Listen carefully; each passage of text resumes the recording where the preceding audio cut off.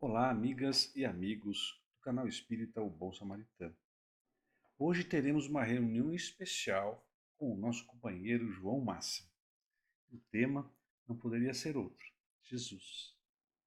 Antes, no entanto, gostaríamos de trazer a vocês um pequeno resumo das ações sociais realizadas ao longo do ano de 2023 na unidade 2 da Associação Espírita O Bom Samaritano, aqui em Avaré, estado de São Paulo. É um trabalho muito bonito que ajuda diversas famílias lá do Jardim Brasil e das adjacências aqui da cidade de Avaré. E na sequência temos o trailer do filme Nosso Lar 2, Os Mensageiros, cuja estreia ocorrerá no próximo dia 25 de janeiro de 2024. E nós não podemos perder, né? Especificamente sobre o livro Os Mensageiros e a relação com o livro Nosso Lar, nós falaremos em um outro episódio que estamos preparando aqui no Bom Samaritano. Mas se você quiser acompanhar as obras de André Luiz, os estudos das obras de André Luiz aqui no canal, nós temos toda quinta-feira às 19 horas uma live com o Renato, Sérgio e o Wilton a respeito das obras de André Luiz. Acompanhe lá, fica o convite, né? Após o trailer do filme Nosso Lar, nós então teremos a palestra do nosso querido João Máximo. Um bom Natal a vocês, um grande abraço. Queria agradecer demais a companhia de vocês ao longo do ano. Estaremos juntos em 2024, se Deus quiser. Até lá!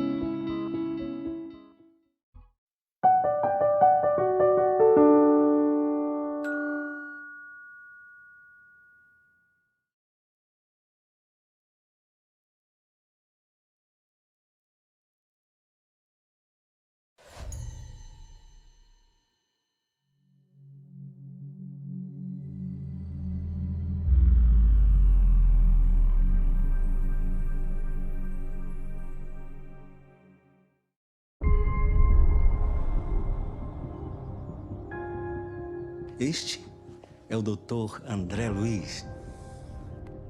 Seja muito bem-vindo. Há muitos anos, nós conseguimos reencarnar um grupo aqui da cidade. A nossa missão é ajudar esses irmãos e instaurar um ambiente de intercâmbio espiritual.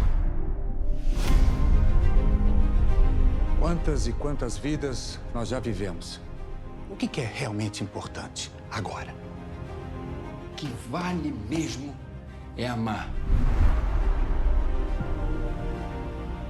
Cadê o amar, amar, amar? Nada mais importa.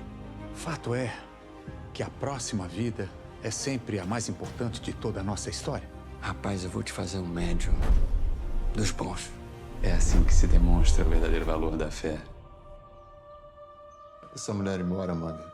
Contenham-se, senhores. Estamos falando de uma mulher grávida. Você tem tudo a ver com a morte dele. Você tem tudo a ver com a minha morte. Sou o seu anjo da guarda.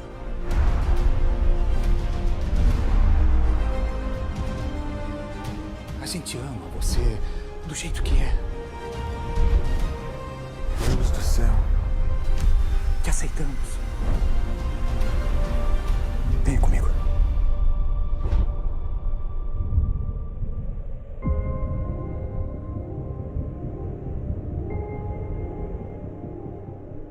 Alguma dúvida? Tô mais do que pronto, mensageiro.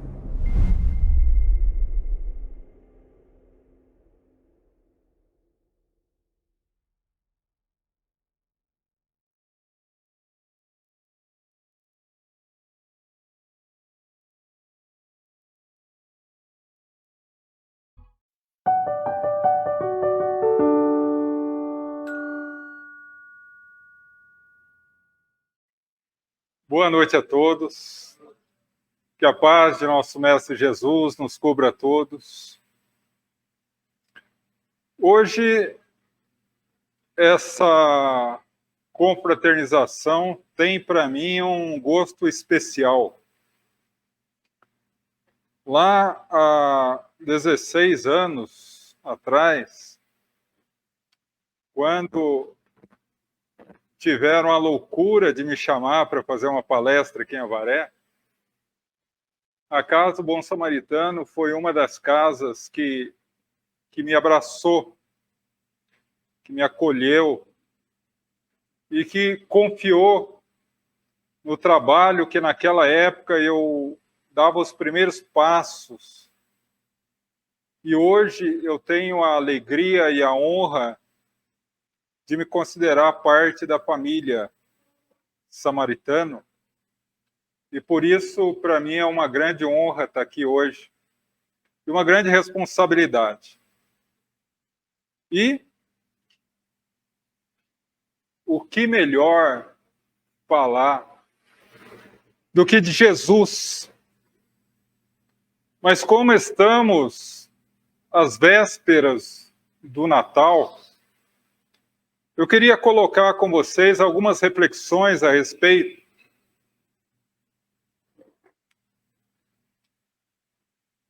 o coração do casal estava aflito,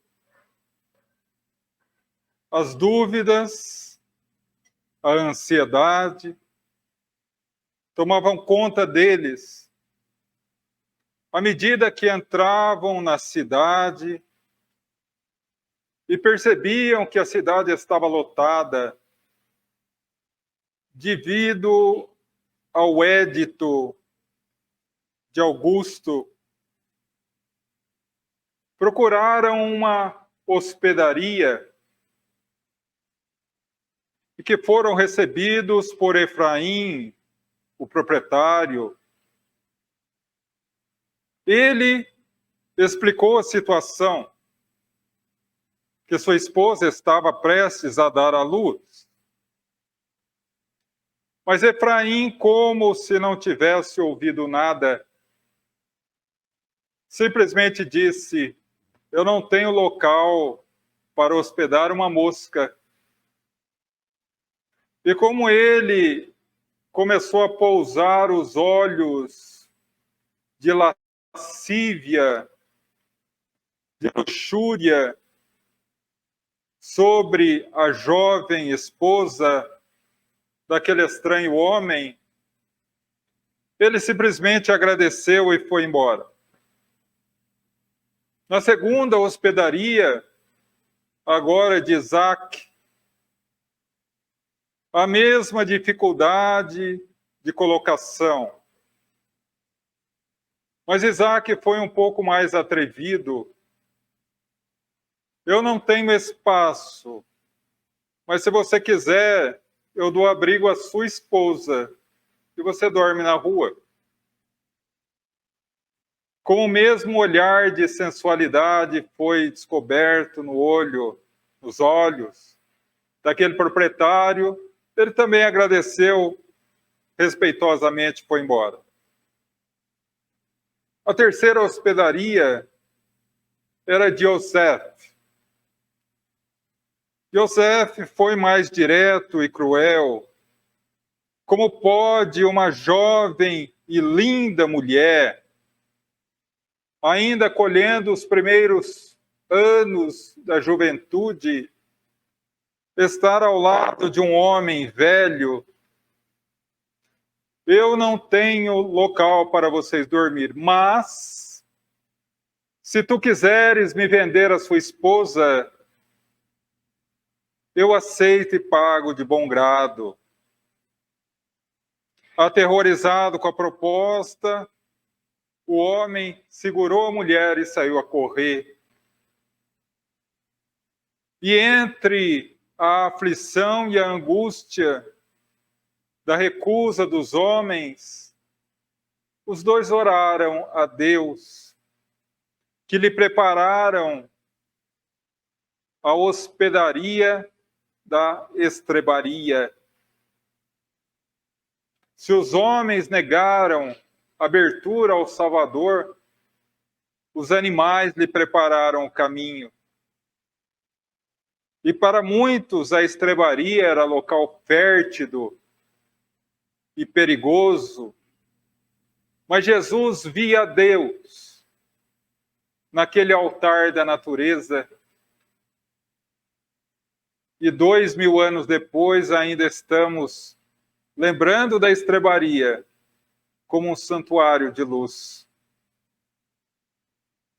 Essa noite abençoada, em que o governador espiritual do planeta desceu à Terra, é comemorada por toda a humanidade, não importando a sua crença religiosa, porque Jesus está muito acima das crenças religiosas, e a espiritualidade também. Essa época, e narra André Luiz, que na maioria do tempo, do ano, ao decorrer do ano, a psicosfera da Terra, o primeiro parênteses, psicosfera é a energia que envolve cada um de nós, gerada pelos nossos pensamentos, palavras e atos. A psicosfera do planeta é a reunião da psicosfera de todos os habitantes do planeta. E para descobrir a cor da psicosfera planetária, nos basta fazer um pequeno exercício, analisar, do momento que acordamos ao momento que vamos deitar, o teor dos nossos pensamentos. Naturalmente que a psicosfera do planeta ao longo do ano é acinzentada com tons de marrom escuro, mas em dezembro algo peculiar acontece, algo diferente. Pequenos focos de luz começam a surgir,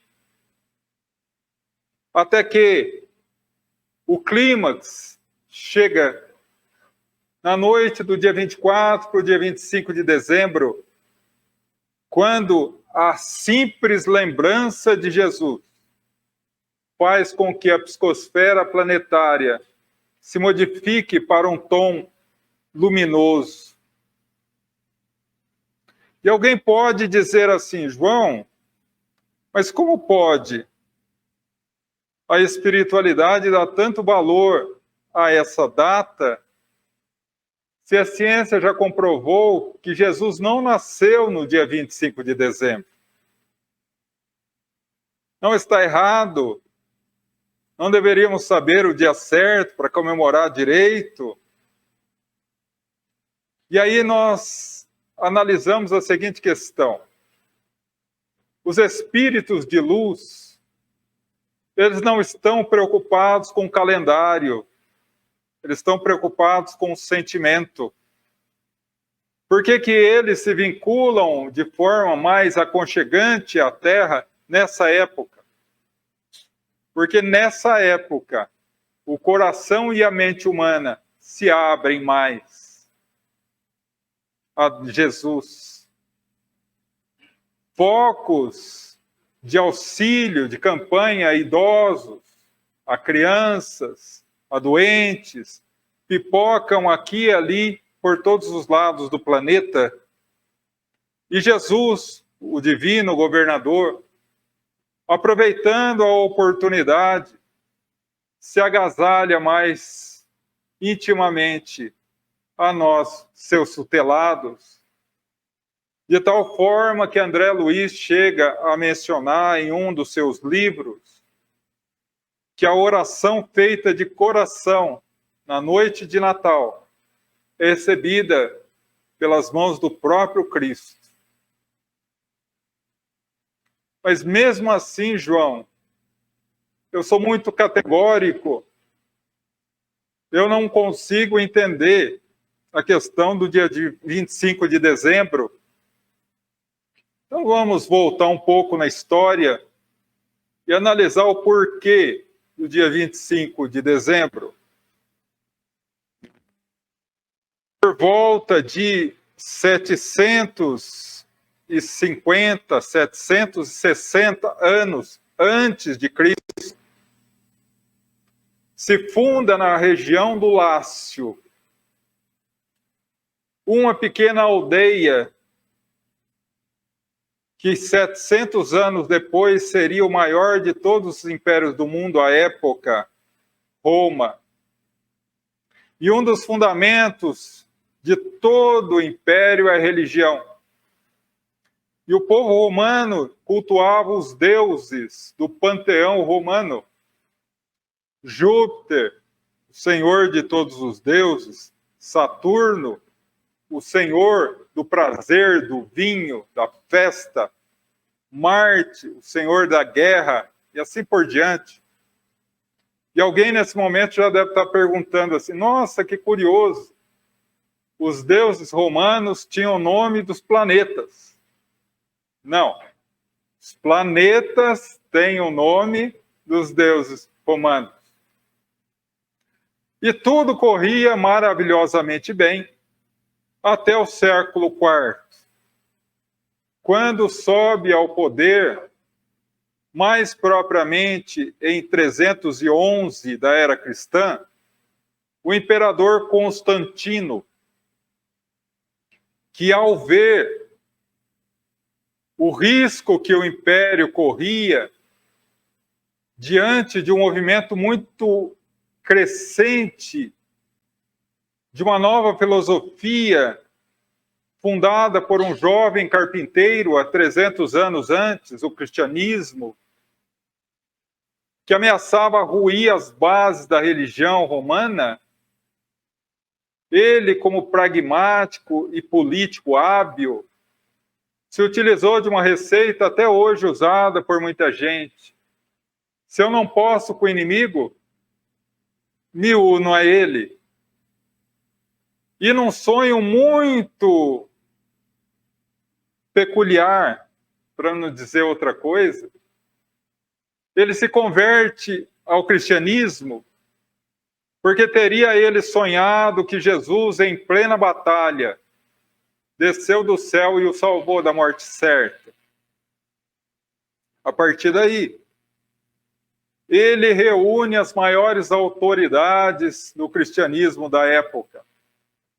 E no dia 30 de março, 30 de maio de 325, ele faz um concílio, uma reunião na cidade de Niceia.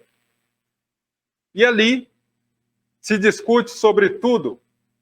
Os evangelhos que seriam aceitos, considerados canônicos, os outros que seriam considerados apócrifos, não aceitos pela igreja, quais seriam os sacramentos, como seriam ministrados, a virgindade de Maria, a Santíssima Trindade, alçaram Jesus à condição de Deus, através de uma frase de Jesus mal compreendida, que está em Mateus, capítulo 8, versículo 23.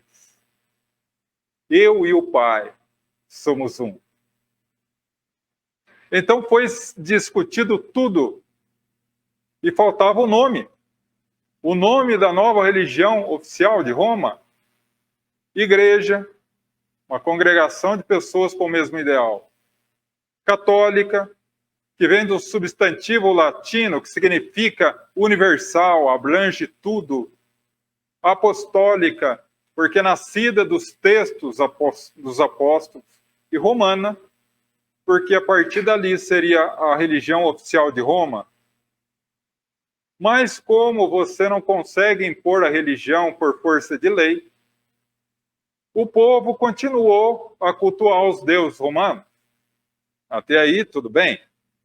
Se não tivesse entre os deuses no panteão um tal de Saturno, deus das festas, deus do vinho, conhecido na mitologia grega como Baco, do que origina o festival em homenagem a Baco, Bacanal.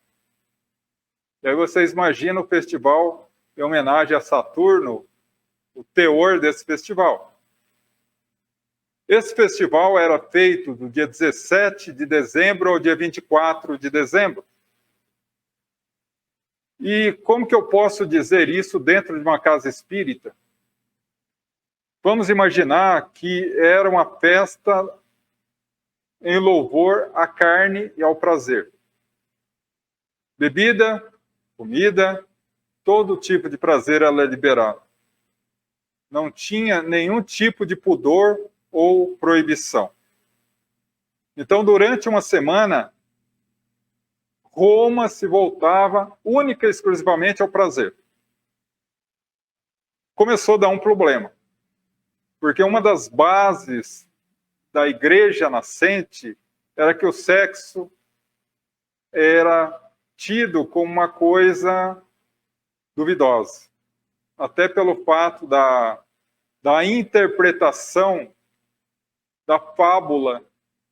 Vou dar uma resinha rápida, tá? Fábula, história que não existe, que tem um fundo moral, intitulada A História de Adão e Eva. E aí começaram a se imaginar como acabar com os saturnais. Até que o Papa Júlio I teve uma ideia. O nosso Deus é Jesus. Vamos colocar o aniversário de Jesus no primeiro dia após o término dos saturnais. E deu tão certo que o saturnais desapareceu durante 1 milênio, brotando em focos pequenos aqui e ali na Europa. Mas uma sementinha dos saturnais entrou na caravela de Pedro Álvares Cabral.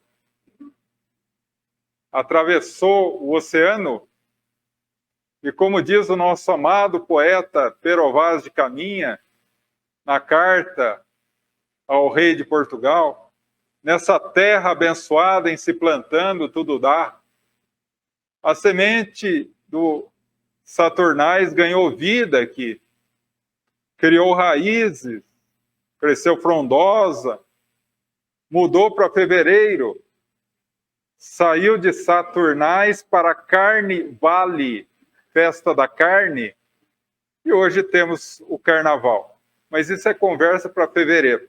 Vamos voltar para o Natal. É outra coisa, é outro abacaxi. Então, a partir daí, se vinculou 25 de dezembro como aniversário de Jesus, para todos os efeitos da religião oficial de Roma, que a partir daí, durante aproximadamente 1.200 anos, foi a única religião cristã do mundo. Até que, em 7 de outubro de 1523, às portas da Catedral de Bonn, na Alemanha, Martinho Lutero fixava os seus 93 itens contra a Igreja Católica, fundando ali o movimento protestante, que se converteria em calvinista, se converteria em evangélico, se converteria no que a gente tem hoje.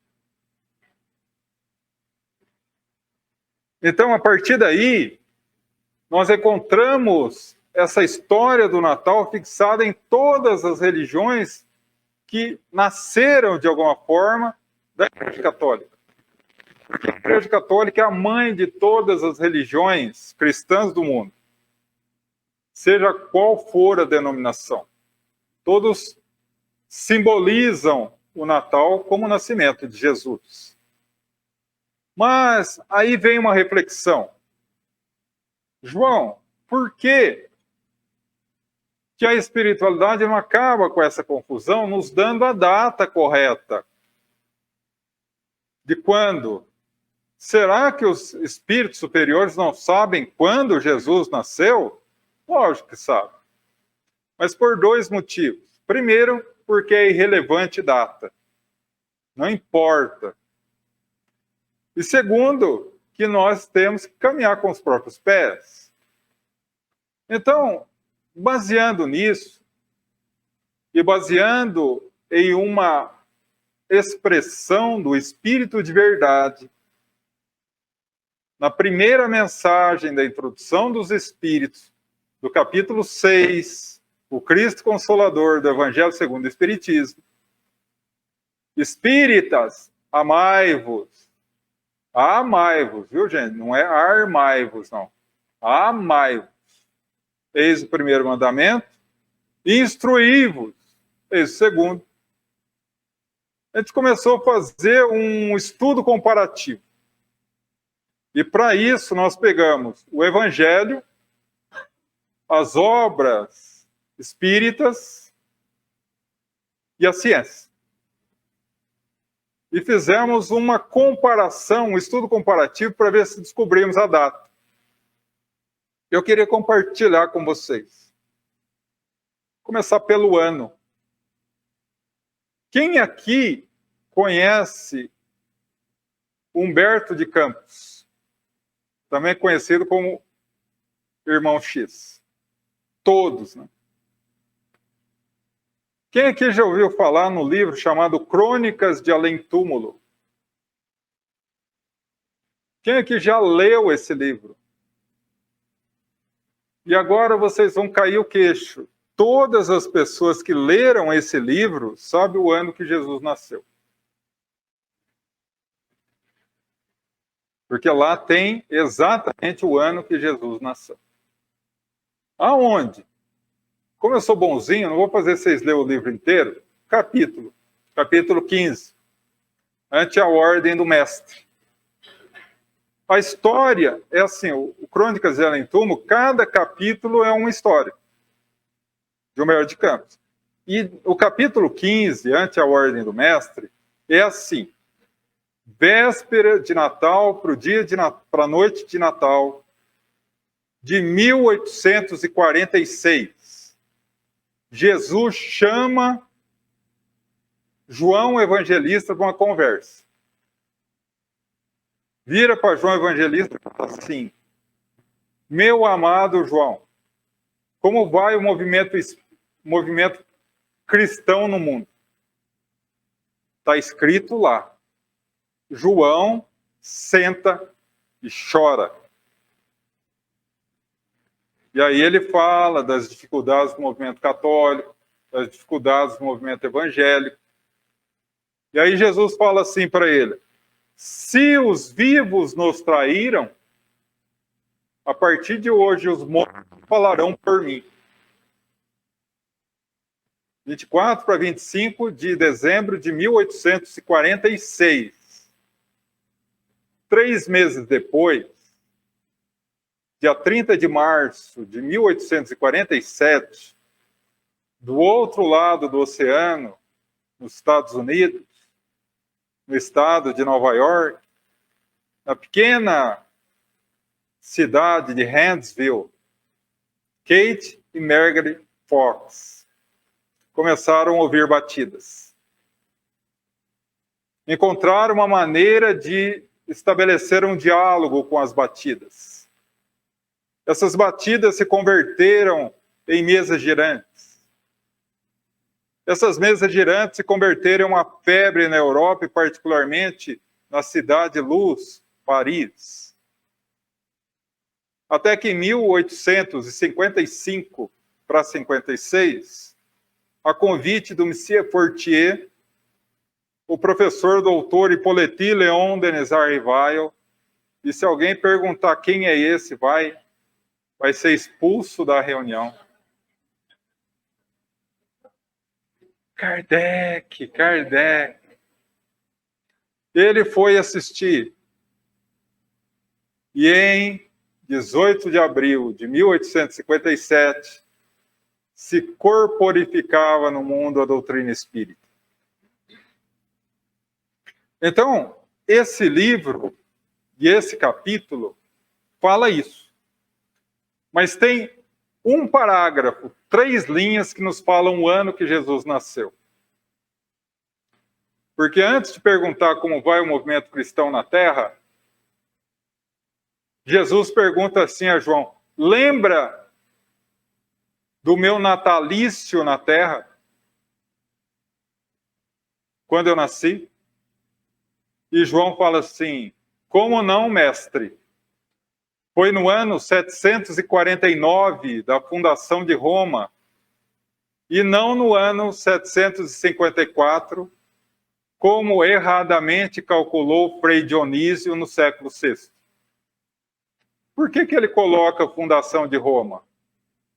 Porque no século XVII, um pensador alemão chamado Ernesto Renan disse que Jesus era tão imenso que ele não coube na história. Ele contou a história, antes e depois dele. Mas antes de Jesus, o que valia era a fundação de Roma. Então, o tempo era marcado pela fundação de Roma. Olha, João, mas ele falou 749. Quando que foi a fundação de Roma? Não precisamos saber, que ele deu referência. É 749 e não 754. Portanto, Jesus nasceu 5 anos antes da era cristã, por mais confuso e coerente que isso possa parecer. Ah, João, não sei não, hein? Não sei não, hein? Para aqueles que não sabem não, vamos tirar a prova dos 9? Lucas, capítulo 2, versículo 18. O grande rei Herodes, furioso com a possibilidade de ter nascido um menino que seria rei, manda matar todas as crianças de Belém abaixo de 3 anos. Quem conhece essa história? Todos nós. A pergunta geralmente é mais fácil. Tire uma dúvida para mim. Para que ele tivesse mandado matar as crianças, ele tinha que estar vivo? Tinha, né? Só que tem um problema. O Herodes, o Grande, morreu no 4º século antes de Jesus. No ano 4, antes da era cristã. Se fosse no ano 0, já estava morto. Só se ele mandou ordem por psicografia. Mas ele estava vivo no ano 5 antes da era cristã. Portanto, mais uma prova que é no ano 5. Mas vamos tentar o mês agora? Fechamos a revelação imortalista e abrimos o Evangelho de Jesus. Afinal de contas, é a biografia de Jesus. Encontramos ali um trecho no capítulo 2 de Lucas, versículos de 8 a 16, muito interessante. A cena narrada pelo evangelista é a seguinte: pastores pastoreavam ovelhas fora dos muros da cidade, à noite, tá? Guardem essa informação. Quando surge um anjo, de nome Gabriel. Vocês conhecem Gabriel? O mesmo que falou para Maria: Ave Maria, tu és cheia de graça, porque de todas as mulheres do mundo, tu foste eleita para receber o Salvador. Gabriel. O que Gabriel fala para os pastores de madrugada? Não temais. Por que ele fala não temais? Vamos fazer uma análise aqui. Nós estamos aqui todos espíritas. Todos acreditamos na vida após a morte, na comunicação dos espíritos, na reencarnação. Sabem que quem está falando pelo meu intermédio aqui é o mentor que está me apoiando. Mas se ele manifestar aqui e materializar, olha, sorte sobra 2. Isso porque somos espíritas. Agora imagina 4 pastores pastoreando de madrugada. Aparece um anjo. Se ele não fala não temais, a hora que ele fosse anunciar, ele já estava para lá do Vale do Jordão. Não temais, porque trago boas novas. Olha que curioso. Trago boas novas. Qual o significado do evangelho em hebraico? Boa nova. Trago boas novas. Hoje, na cidade de Davi, qual é a cidade de Davi? Belém. Por quê? Isso é fácil. Porque o rei Davi nasceu lá. Quem que é rei Davi? Vocês estão cansados de ler a Bíblia ou de assistir ao Ministério da Record, rei Davi. Foi o maior de todos os reis da Palestina, do povo hebreu. O pai do mais sábio de todos, o rei Salomão. A partir daí, a cidade de Belém foi chamada cidade de Davi. Hoje, na cidade de Davi, nasceu o Salvador. O encontrarão numa manjedoura. Fecha. Lembra que ele estava pastoreando ovelhas, né? E aí você vai ver o que é complicado você entender o evangelho. Você vai procurar na ciência um livro, hoje não, né? Na minha época era livro, hoje em dia é OK Google. Você vai abrir o OK Google e perguntar assim: qual a época do ano que é mais favorável ao pastoreio de ovelhas? E o OK Google vai falar primavera. Aí, você guarda a primavera aí do cantinho. Qual é o clima na Palestina na época de dezembro? Inverno. Por quê? Eles estão no hemisfério norte. Quando aqui é calor, verão, lá é inverno, frio. Qual a característica? Pergunta lá no Google. Qual a característica do inverno na Palestina? Frio e chuva. Era tão grave, chovia tanto lá nessa época, que Paulo de Tarso, quando foi preso, isso está no livro do Paulo Estevão, ele foi preso, encaminhado de navio para Roma. Eles naufragaram. Por quê? Porque era proibido a navegação depois de novembro.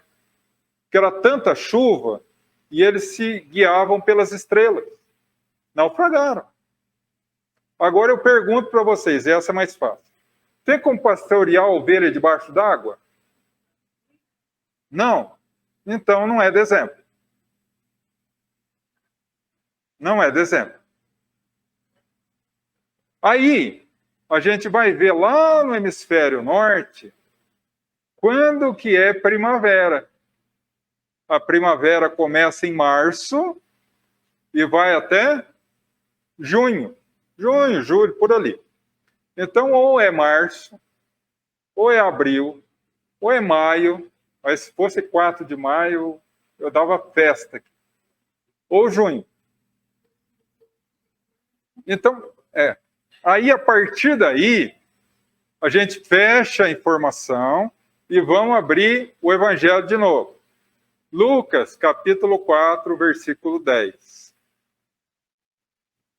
Haviam 3 magos.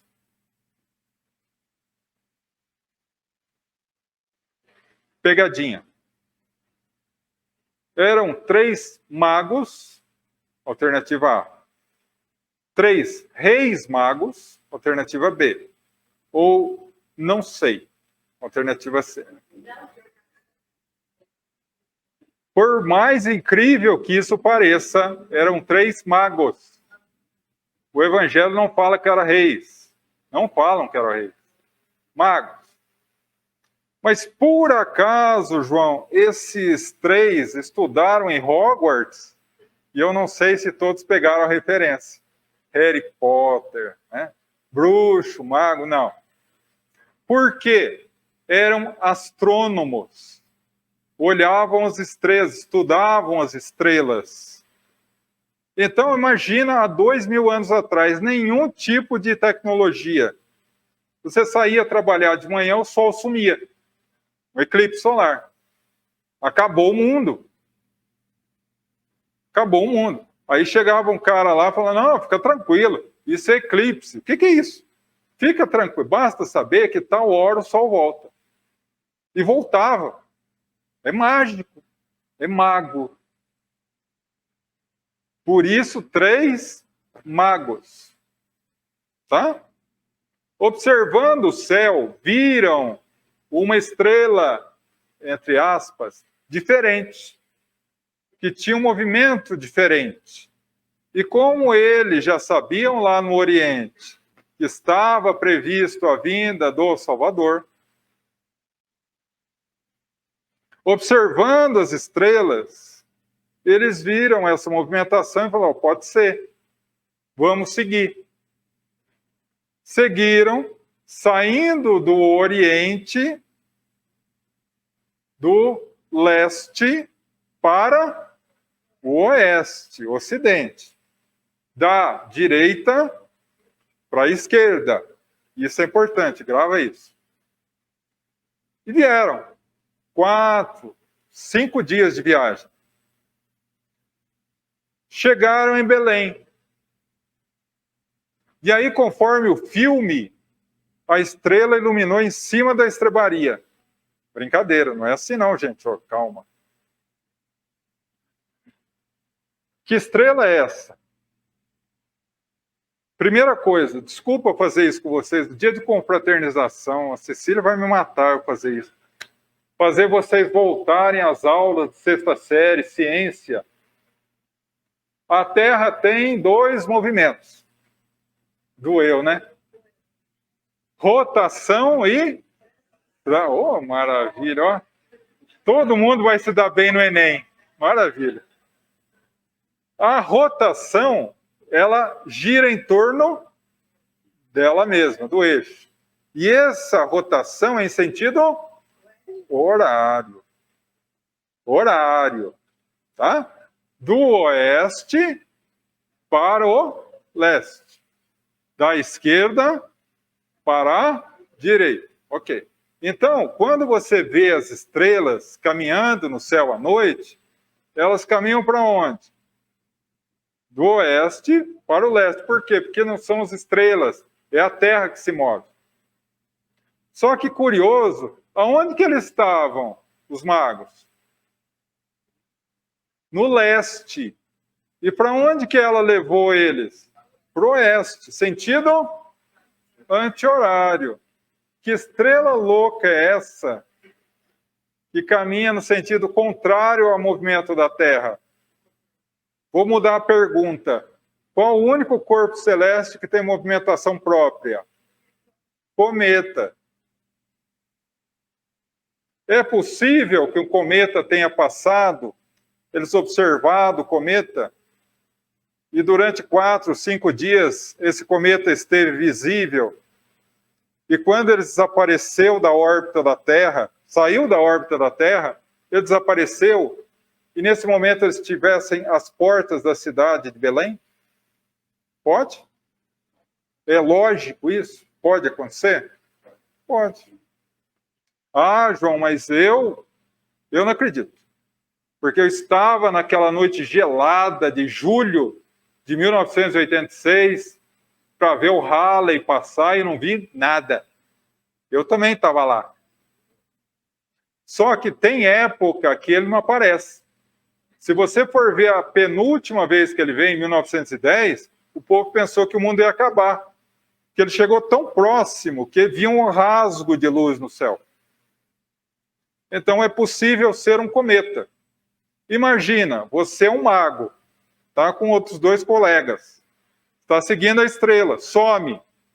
E agora, o que nós vamos fazer?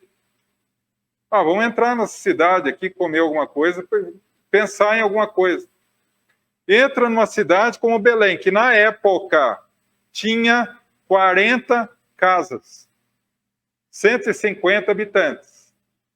Você entra procurando uma hospedaria, alguma coisa, e vê 4 malucos gritando: eu vi um anjo, o Salvador está nascendo hoje aqui. É numa estrebaria. Gente, 150 pessoas numa cidade, quantas estrebarias tem? Não deve ter muito, né? Foi muito fácil achar onde Jesus estava, né? Não é lógico isso? Então, nós fechamos o Evangelho, fechamos a revelação imortalista e abrimos a ciência. Estudamos a astronomia. Isso você não vai encontrar no Google. Tem que aprofundar mais. Se passaram cometas naquela região na época. Passaram 3. Um passou no dia 22 de dezembro. Pode ser? Chuva. Do ano 7. Não. O outro passou no dia 3 de outubro, se fosse, hein? Ali com Kardec, hein? Mas passou no ano 2 antes de Jesus. Também não pode ser. E por incrível que pareça, o nosso querido, amado e conhecido Halley, o mesmo, passou em abril. Pode ser? Primavera? Não está chovendo. As ovelhinhas estão felizes da vida pastando. Em abril. Do ano 5 antes da cristã. Olha que coincidência. E que dia que o cometa saiu da órbita da Terra e desapareceu? Que os reis magos entraram na cidade de Belém e descobriram Jesus? No dia 8 de abril do ano 5 antes da era cristã. Essa é a data que Jesus nasceu. Se alguém nasceu no dia 8 de abril, fique feliz. Você está bem acompanhado. Mas, João, por que Jesus, então, não manda os missionários para falar para o pessoal: gente, vocês estão marcando toca aí, ó, é dia 8 de abril. Porque ele não se liga em data. A questão é sentimento. A questão é sentimento. Então, data é indiferente para Jesus. E por que as pessoas passaram tanto tempo e não descobriram ainda? Porque a ciência e a religião sempre estiveram opostas. Ninguém se dá ao trabalho de pegar e estudar a ciência e a religião e juntar as duas. Só o Espiritismo teve coragem de realizar essa cerimônia de casamento entre a ciência e a religião. O sacerdote, eu posso falar isso, porque em uma das encarnações dele, ele foi o sacerdote druida, que realizou essa cerimônia foi Allan Kardec. Né? Mas saindo um pouco do contexto cronológico da questão, vamos entrar agora no contexto mais prático da ideia. Como é o Natal hoje? Hoje, nós temos a árvore de Natal, nós temos a ceia, nós temos Papai Noel, nós temos presente. E presente também é bom ou é ruim? Depende da idade. Se você é criança, é maravilhoso. Se você é pai e mãe, é terrível. Daí o 13º fica todo no presente, né? Mas a gente tem uma coisa boa. Uva passa no arroz. Sabia que isso é pecado, né? Usou uva passa no arroz e colocou maçã na maionese e vai para o umbral. Tem jeito. Né? Viu? Então, nós temos tudo isso. Mas a gente está esquecendo do aniversariante. Porque tem muita gente aí sendo mal educada. Que é uma tremenda falta de educação. Você faz uma festa de aniversário, não deixa o aniversariante entrar. Coloca uma roupa linda, coloca uma ceia farta, coloca presente para todo mundo, coloca um Papai Noel escalando, né? Coloca tudo, até passa no arroz. Mas a hora que Jesus bate a porta, tá cheio, não cabe mais. Eu estou passando essa consideração por mim, não por vocês. Carapuça serve para mim. Afinal de contas, são 26 anos tendo a orelha puxada por mim mesmo. É um martírio isso. Deixa eu abrir um parênteses aqui. O orador espírita é um terror. Porque qualquer um aqui pode falar, o João está falando besteira e ir embora. Eu não posso. Eu tenho que ficar aqui até o fim. Ouvir tudo. E ouvir do mentor no final. Você entendeu? Então, essa questão é muito importante. As pessoas, às vezes, fazem uma prece de mãos dadas antes da ceia. É bonito. É válido. Mas daí chega na ceia. O pai é Bolsonaro, o filho é Lula. Acabou a ceia. Né? Um é evangélico, outro é espírita. Um é Corinthians, outro é Palmeiras. Aí, a fraternidade que Jesus traz no coração humano vai para o ralo.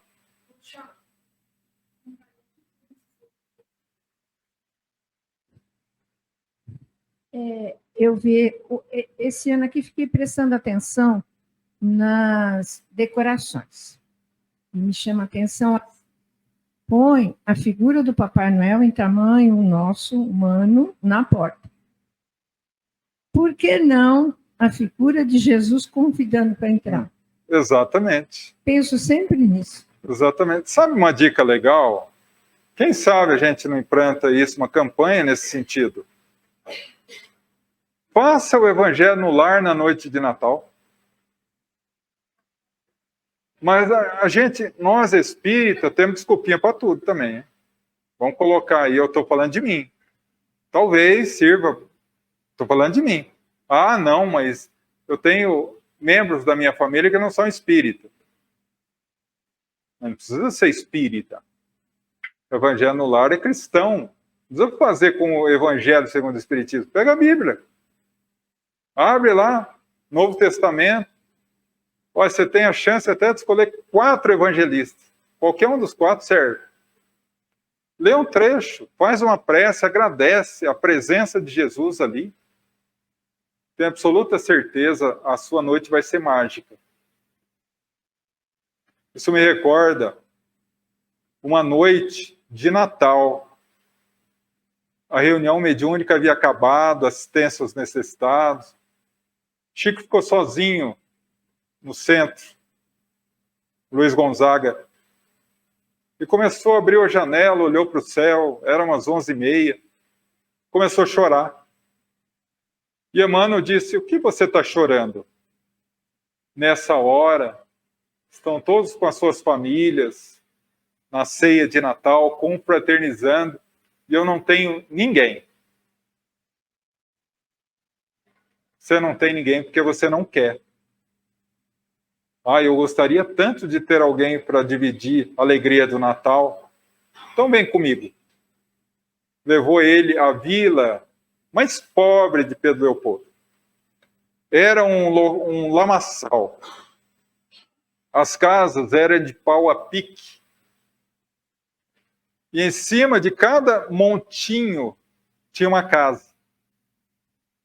E se dirigiram à casa de Lia e Conceição. Conceição devia ter uns 70 anos, idosa, e cuidava da neta, que era Lia, que havia nascido sem os braços, sem as pernas, cega, surda e muda. Paupérrima. As frestas eram imensas. Quando ele chega e ele levanta o olhar para pegar e subir o montinho para chegar na casa, na porta da casa estava Eurípides Barçanufo, na personalidade que ele impunha como aquele que foi supliciado nas arenas de Roma no livro Ave Cristo. Seja bem-vindo, Chico. Venha conosco festejar o Natal, porque Jesus está lá dentro nos esperando. E antes de entrar, ele narra que aquele casebre se incendiou em luz. Será que deixaremos esse Natal, a nossa casa, se incendiar de luz? Será que nós estamos dispostos a isso? O nascimento de Jesus não é só o biológico. O nascimento de Jesus é no coração humano. Mas não é qualquer nascimento. Com todo e máximo respeito aos nossos irmãos evangélicos, que dizem: eu me converti a Jesus. Converter a Jesus não é na boca, é no coração. Vocês sabem por que o símbolo do cristianismo é a cruz? Porque nós trazemos o Cristo crucificado no nosso coração. E o momento do Natal é o momento de descrucificá-lo. Deixá-lo sair da cruz. Desamarrá-lo. E permitir que ele haja através dos nossos braços. Fale através da nossa boca. Pense através dos nossos pensamentos. Isso é Jesus nascer na nossa vida. Não é o cronológico, é o emocional.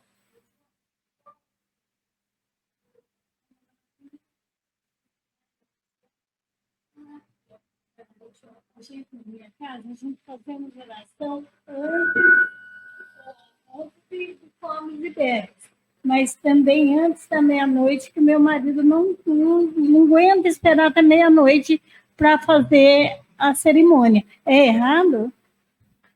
Não, a doutrina espírita nos ensina que a questão de ritualística não importa. O que importa é os sentimentos. Se há o sentimento, como diz o governador de nosso lar, a André Luiz, está no filme e no livro. Quando o coração fala, Deus fala por nós. Então, é o momento que nós deveremos deixar Jesus nascer. Ai, mas está tão complicado isso. Como que eu faço Jesus nascer? E aí entra a veia advogado, tá, gente? Não tem jeito, não tem como escapar. Eu vou chamar algumas testemunhas aqui. Testemunhas oculares que presenciaram o nascimento de Jesus para ajudar. Em outro dia eu fiz uma palestra semelhante, usei uma referência tão antiga que ninguém entendeu. Testemunhas oculares do fato. Repórter essa eu judiei, né? Alguém aqui deve lembrar do repórter essa. Enfim. Então eu vou trazer algumas testemunhas para ajudar a todos nós aqui ver se Jesus nasceu, tá bom? Então a primeira testemunha a ser rolada é Miriam de Migdol, conhecida como Maria de Magdala, conhecida por nós intimamente como Maria Madalena. A pergunta a Maria de Magdala é: onde e quando Jesus nasceu? Ela vai abrir um lindo sorriso e dizer: Jesus nasceu no ano 31, na cidade de Betânia,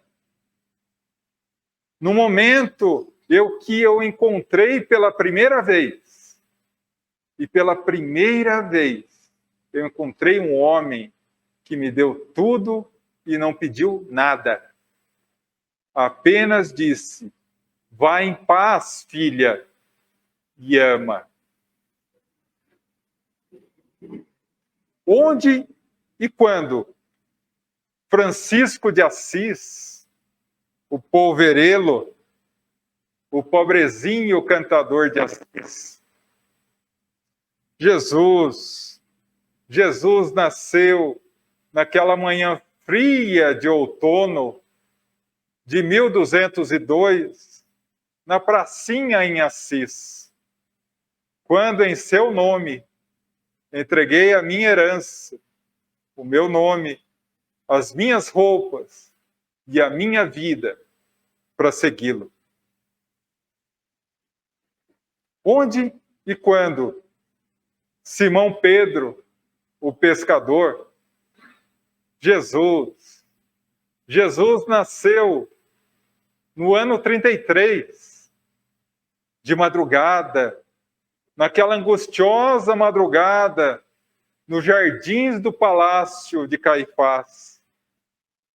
Quando eu neguei pela terceira vez, e meus olhos se cruzaram com o dele, e finalmente eu compreendi que Jesus tem uma missão muito mais grandiosa do que a missão que eu imaginava.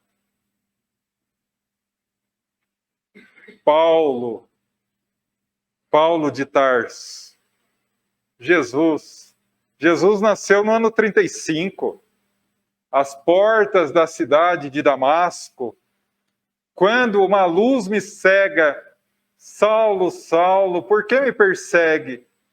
Quem és tu? Jesus, o Cristo, a quem tu persegue. E eu, tendo uma revelação naquele momento, eu, que era o mais poderoso de todos do Cedro, me ajoelhei e consegui dizer apenas: o que queres que eu faça, Senhor? Onde e quando?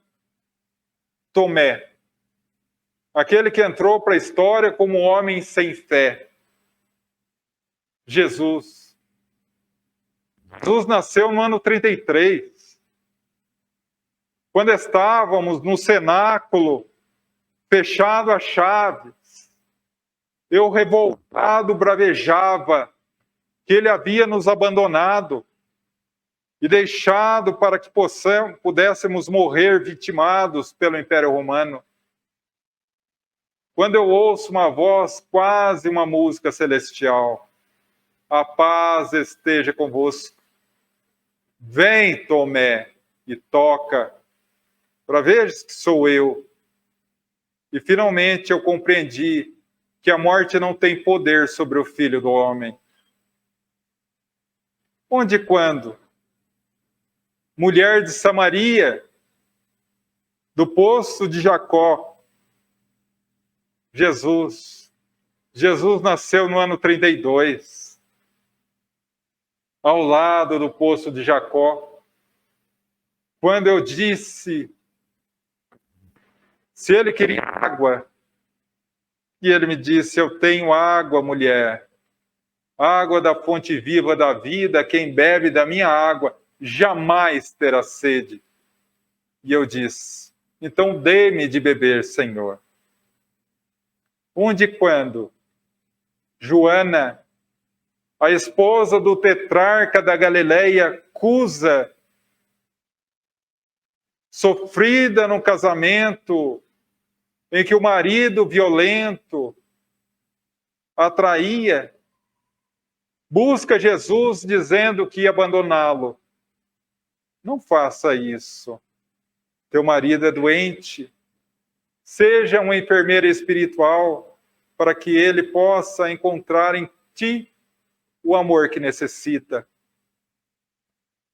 Morre, deixa na viuvez com o filho, pobre, volta a Roma, vai trabalhar de doméstica na casa das antigas amigas em Roma, mas todas as noites vai às catacumbas de Roma ouvir os mensageiros de Jesus.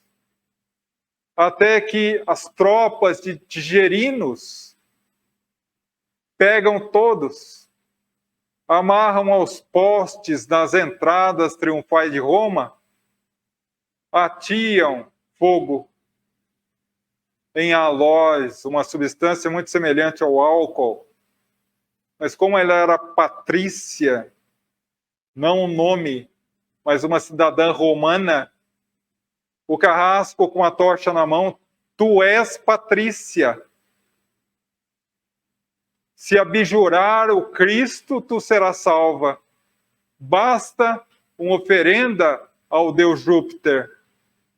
Não posso. Uma vez eu o deixei para carregar a caridade através do cuidado do meu marido. Nunca mais. E quando as chamas acendiam sobre seu corpo, o carrasco, em gargalhadas, disse: teu mestre te ensinou apenas a morrer? Não. Me ensinou a amá-lo. Naquela noite de 67 da era cristã, Jesus nasceu.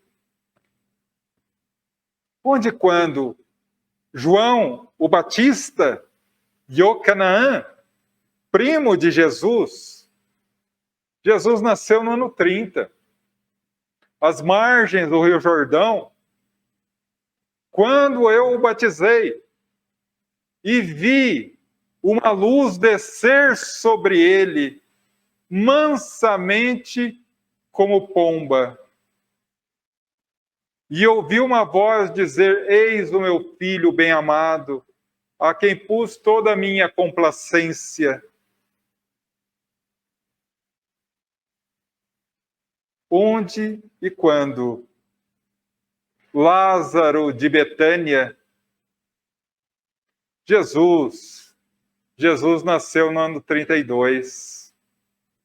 Às portas de meu túmulo, quando ele gritou: Lázaro, sai e anda. E eu percebi que Jesus era a ressurreição e a vida. Será que faltou alguém para falar de Jesus? Quem melhor para falar de alguém? Quem melhor falar do nascimento de alguém do que a mãe? Doce mãe, Maria de Nazaré, onde e quando? E os olhos maternos lacrimejam Jesus nasceu. No momento em que eu olhei nos braços pela primeira vez e percebi naquele menino a aliança que se fazia entre Deus e a humanidade a partir daquele momento. E agora eu pergunto a vocês, depois de tantas testemunhas, vamos vasculhar no labirinto das nossas lembranças, no caleidoscópio das nossas experiências, pensando um momento na nossa vida que Jesus nasceu no nosso coração. E se vocês, como eu, aterrorizados, perceberem que ele ainda não nasceu, vamos aproveitar esse Natal. Quando tanta gente clama e fala da volta de Jesus. Nós, espíritas, nós que somos herdeiros do cristianismo redivivo, nós que temos como definição kardeciana de espírita o esforço, ao contrário do que muita gente fala, não, eu estou tentando ser espírita. Não. A palavra-chave para ser espírita é esforço. Definição kardeciana de espiritismo. Espírita. O último parágrafo da introdução do livro que é o Espiritismo. O que é ser espírita? Ele repete essa definição no Evangelho, segundo o Espiritismo. Espírita é aquele que se esforça por vencer as más tendências e se esforça por ser hoje melhor do que ontem, amanhã melhor do que hoje. O esforço é a palavra-chave para o espírita. Nós, que temos como palavra-chave o esforço, que sabemos que voltará em carne, que Jesus veio e nos abençoou, veio e nos mostrou o caminho, porque ele é modelo e guia. Questão 625 do Livro dos Espíritos. Qual o tipo mais perfeito que Deus tem concedido à humanidade como guia e modelo? Jesus. Jesus. Então nós sabemos que ele veio nos mostrar o caminho. Agora não é ele que precisa vir a nós. Somos nós que precisamos ir até ele.